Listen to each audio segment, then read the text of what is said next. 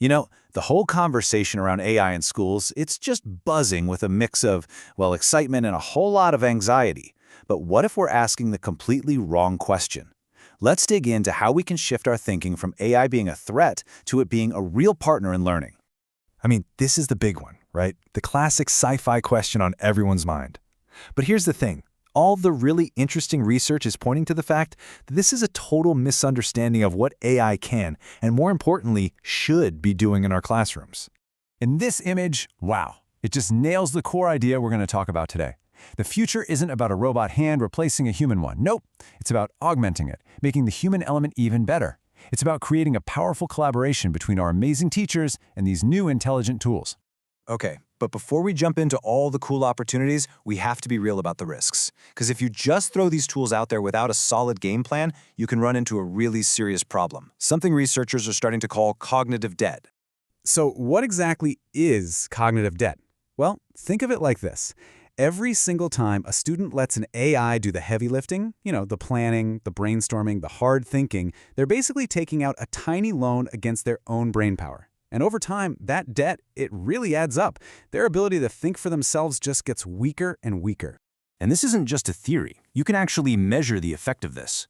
There was a study from the MIT Media Lab that was, well, it was a real wake-up call.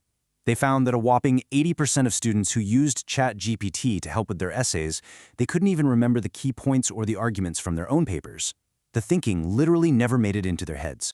And that, right there, leads to the absolute heart of the issue. We're not just worried about kids not memorizing facts anymore. That's kind of the old Google effect.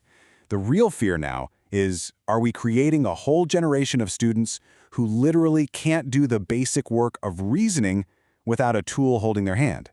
Okay, so how do we fight back against this cognitive debt? Well, it all starts with a huge mental shift, a total reframing of what this technology actually is. We need to stop thinking artificial intelligence and start thinking augmented intelligence. And trust me, this distinction, it's everything. See, artificial intelligence, the way most people think about it, is designed to replace a human, to automate a task completely. But augmented intelligence, that has a totally different mission. It's designed to be your co-pilot, a tool that amps up your abilities, making you smarter, faster, and way more creative. And look, this isn't just some fancy new buzzword. We're talking about a framework that huge global organizations like UNESCO are pushing for. The whole point is to build and use AI that works with us, not for us. It's about creating this amazing partnership between human and machine intelligence. Okay, that all sounds great, right? But what does it actually look like in a real classroom, day to day? How does this idea of augmentation actually play out for teachers, for students, and for school leaders? All right, for teachers, this is an absolute game changer. Just imagine having an AI assistant that takes care of all that tedious paperwork, that can suggest different ways to teach a lesson for all the different learners in your class, or even keep an eye on online discussion boards. It's not replacing the teacher, no way. It's freeing them up to do the stuff only a human can do, mentoring, inspiring, and really connecting with their students. And for students, the AI becomes a thinking partner, not some kind of ghostwriter. So you can use it to check your grammar, sure, but not to come up with the ideas. You can ask it to explain a super complex science topic in simple terms, or use it like a 24/7 tutor when you're stuck on a math problem. The student is still the one driving the car. The AI is just the really, really smart GPS. And what about school leaders? Their job is to be the catalyst for all of this. It's all about setting a clear vision for how these tools are going to support what the school is already trying to do. It's about investing in training that's actually about good teaching, not just about which buttons to click. And most importantly, it's about building a culture where teachers feel like they can try new things and experiment. Okay, so this whole augmented classroom thing sounds fantastic in theory, but how do we actually do it? How do we make sure that while kids are using these incredible tools, they're also building up their own independent brain power for the long haul?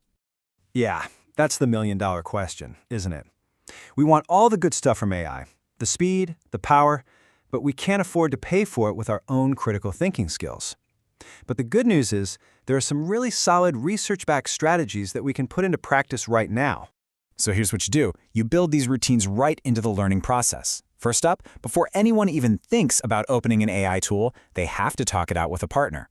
Then you make them document their process. They have to turn in their notes, their rough drafts, all the messy stuff that shows how they were thinking. You also build in regular low-stakes quizzes or brain dumps where AI is totally off limits. And this one's huge. You have to have regular unplugged assignments to see what they can truly do on their own. In the mindset here, it is absolutely crucial. This is not about surveillance or trying to catch kids cheating. It's about cognitive development. We have to frame this AI free time as cognitive training. It's like going to the gym for your brain. You wouldn't get mad that you have to run without a car to get stronger, right?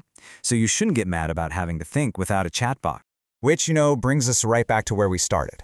The future of AI in our schools isn't some battle between humans and machines. It's a partnership, one that we have to build carefully and with real intention, always with the goal of making us all smarter, more capable, and ultimately more human. So as we wrap this up, the big question really isn't if we're going to use these tools anymore. That ship has sailed. The question is how. How are you, as a teacher, a student, a parent, a leader, how are you going to choose to partner with AI to build a smarter and a much more human future for education?